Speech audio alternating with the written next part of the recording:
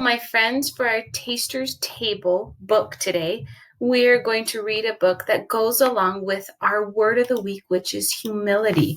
Remember, humility is not being prideful or arrogant. Humility.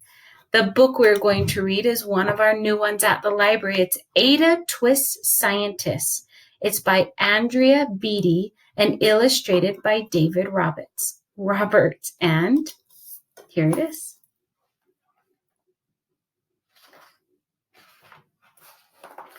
Ada Marie. Ada Marie said not a word till she turned 3. She bounced in her crib and looked all around, observing the world, but not making a sound.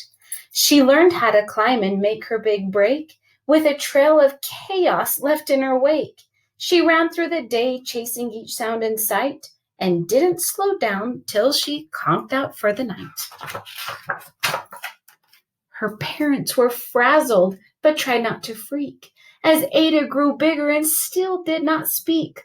Clearly young Ada, with lots in her head, would have something to say when it ought to be said. That's just what happened when Ada turned 3. She tore through the house on a fact-finding spree and climbed up the clock just as high as she could. Her parents yelled, "Stop!" as all good parents would.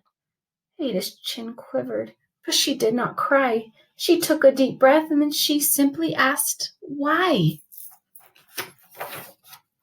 Why does it tick? And why does it talk?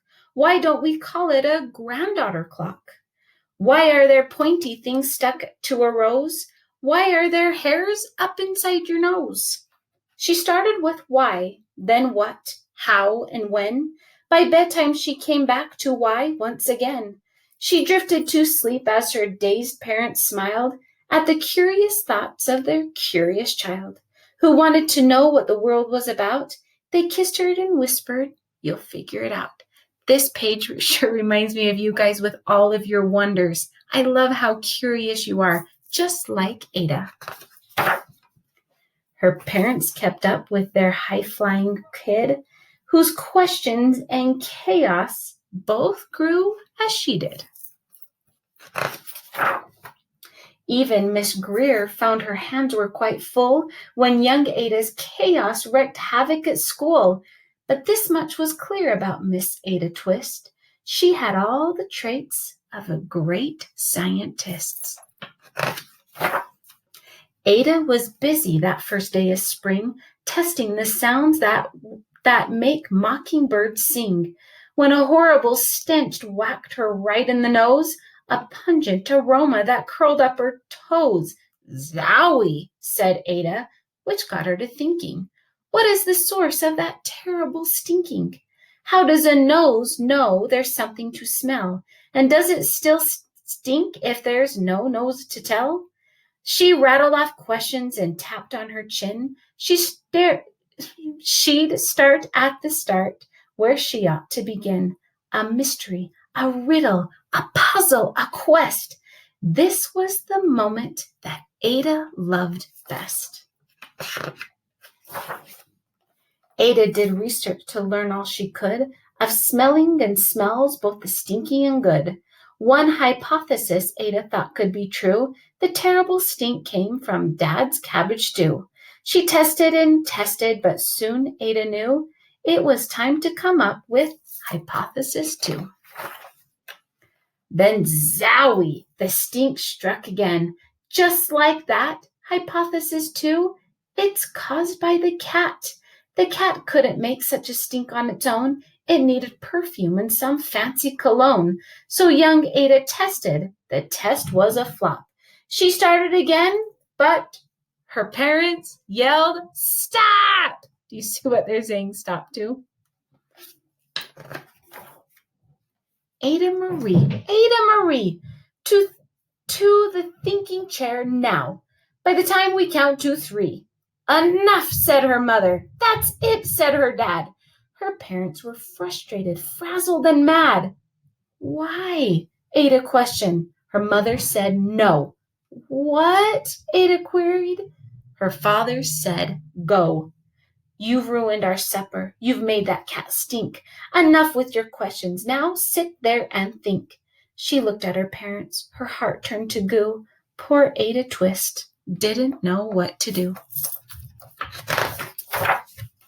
She sat all alone by herself in the hall, and Ada once more could say nothing at all.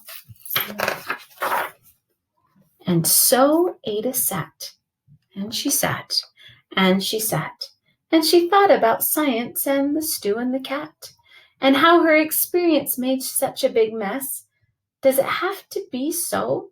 Is that part of success? Are messes a problem? And while she was thinking, that was the source of that terrible stinking. And Ada Marie did what scientists do. She asked a small question, and then she asked two. And each of those led her to 3 questions more, and some of those questions resulted in 4. As Ada got thinking, she really dug in. She scribbled her questions and tapped on her chin. She started at why, and then what, how, and when. At the end of the hall, she reached why once again.